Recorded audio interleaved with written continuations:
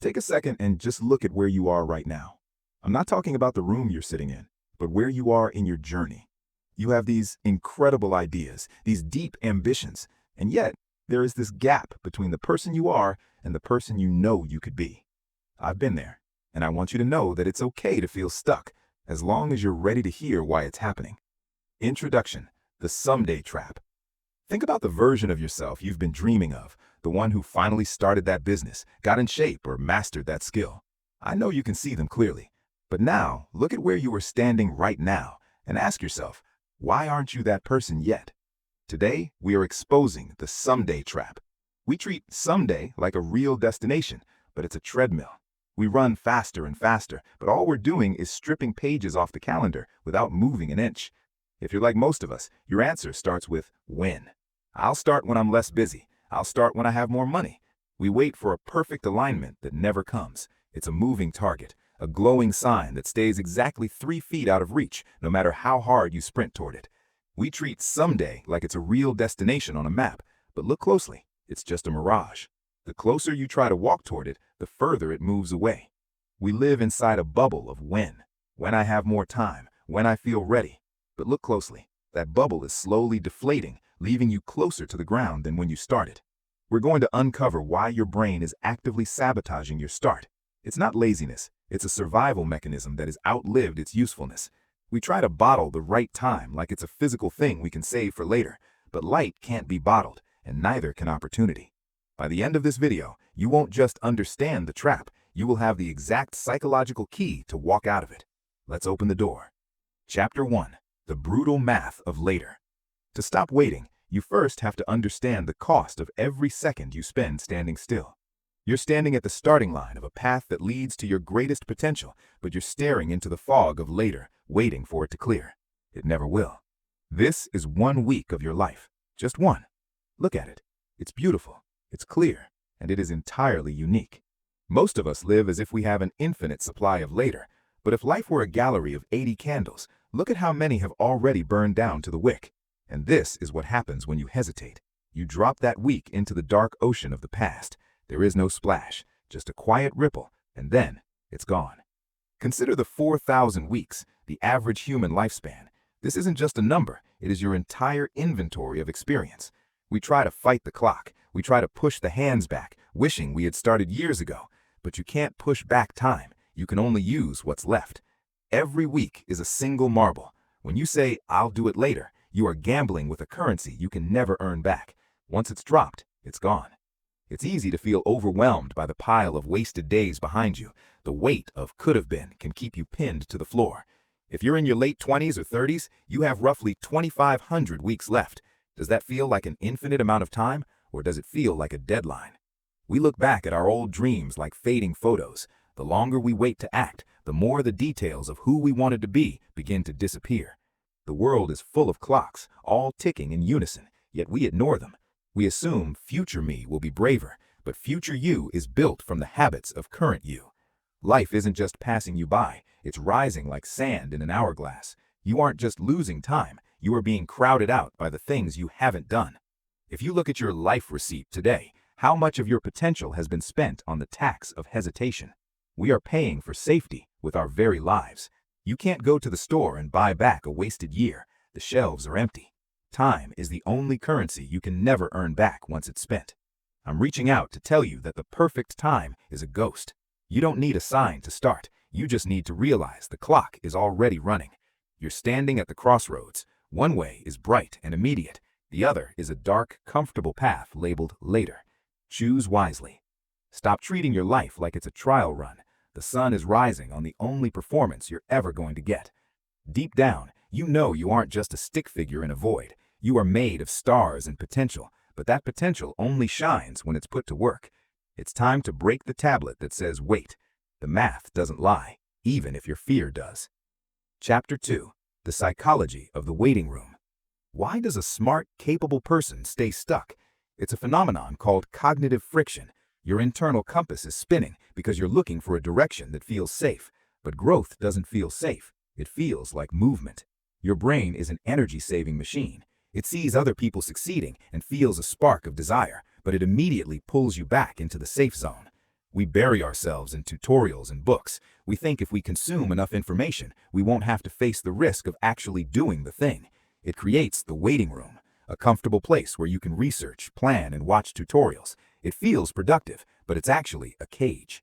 You're scrolling through other people's lives while the door to your own life is quietly clicking shut behind you. We get lost in the forest of information. We think one more course or one more book will finally make us feel ready. But readiness is an illusion. The perfect plan is a whiteboard that never ends. You can draw forever and still never take a single step into the real world. You can look into the future all you want, but as long as you stay in the waiting room, that future remains a dream. You're just a spectator in your own life. You're watching others play the game from the safety of your window. It's time to stop being a spectator of your own heart. We are surrounded by wait signs because we are terrified of being a beginner. We'd rather be a student of the craft than a failure at the craft. The door to your future feels solid, but the moment you try to touch it with just thought, it turns to liquid. You can't think your way through a door, you have to push. But preparation is often a socially accepted form of fear. You don't need another permission slip, you just need to leave the room. 100 what-ifs are paralyzing you. What if I fail? What if I look stupid? These bubbles are the walls of your cage. Look at how much energy we spend overthinking a simple task. We are protecting ourselves from a humiliation that doesn't actually exist. Preparation is a comfortable box to hide in. It feels like you're doing something, but you're really just staying hidden from the world. This is the friction of the mind. It's the weight that makes a pen feel like a ton of lead when you're trying to write your first sentence. We stand on pedestals of certificates and courses, hoping they make us feel tall enough to start. But you are already tall enough.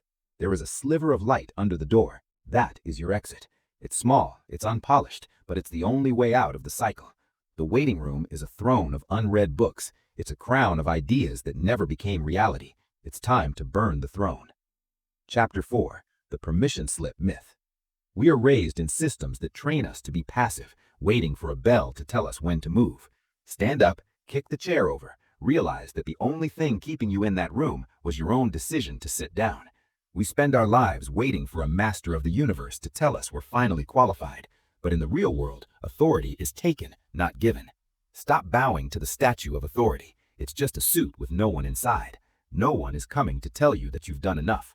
I'm here to tell you that there is no authorized personnel list for your dreams. You can walk past the signs anytime you choose. You're holding out your life, waiting for the crowd to sign off on it. But the crowd is too busy waiting for their own permission slips to sign yours. The spotlight is on you. It's not waiting for a director to shout action. It's waiting for you to realize you own the theater. The gate is wide open. There isn't even a fence. The do not enter sign was a test to see if you actually wanted to get through. Write it on the wall if you have to. I am ready. Not because you're perfect, but because you've decided that you are enough. You're driving in the pitch black, but your headlights are enough. You don't need to see the whole highway to get to your destination. Starting is like driving into a storm. You don't need to see the whole road. You just need to trust the headlights to show you the next few feet. Stop waiting for the bridge to be finished. Build it plank by plank while you walk on it. The support will appear as you move. Stop waiting for a signature. Take the pen. Sign your own contract. Decide that you are the captain of this boat, fog or no fog. You're waiting for the rain to stop, but you don't need an umbrella to move. You just need to be willing to get wet. When you stop looking for external validation, you realize you've been standing in the light the whole time. The gate was never locked.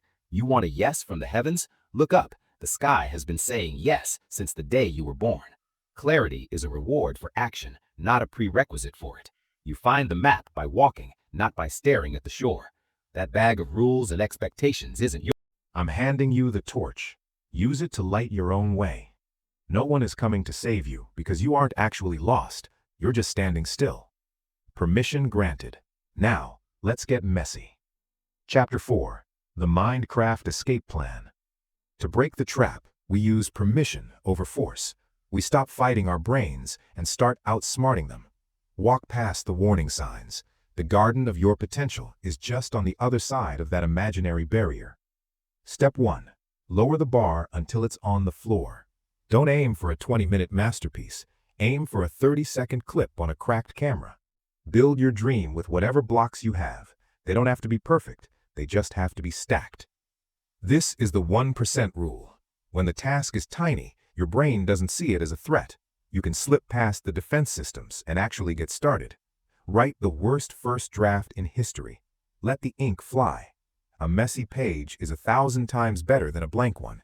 A messy desk is better than an empty one. Productive action is always better than perfect stagnation. Plant the seed in the mud. Don't wait for the soil to be perfect. Growth happens in the dirt, not in the clean air. Failures are just lessons with a different name. If you're not willing to be a C student, you'll never live an A life. Pick up the 2-string guitar and play. You don't need all the strings to make a sound. You just need to play. Walk through the door of growth, even if it's covered in cobwebs. The hardest part is simply turning the handle for the first time. Take that first ungraceful step. It won't be pretty, but it will be real. And real is what changes the world. Throw your ideas out there like paper airplanes. They don't have to fly forever. They just have to fly once. A B- in the real world is worth more than an A+ in your imagination. Smile because you're finally in the game. Life is about juggling mismatched priorities. It's okay to drop a ball as long as you don't stop moving. Put up your work in progress sign and be proud of it.